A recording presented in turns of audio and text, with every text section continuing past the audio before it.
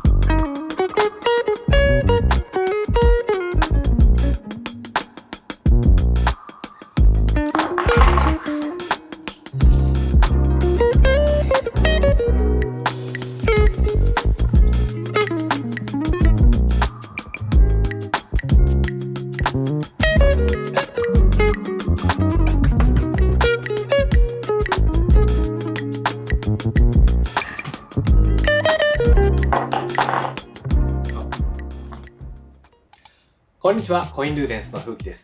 今回解説していくのはカット&ペーストという作品になります。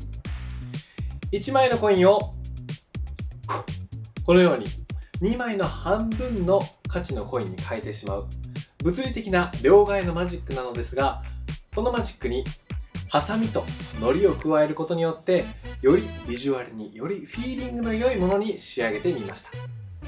少し実験的な作品ではありますが、皆さんが気に入ってくれると幸いです。それでは解説に行きましょう。どうぞ。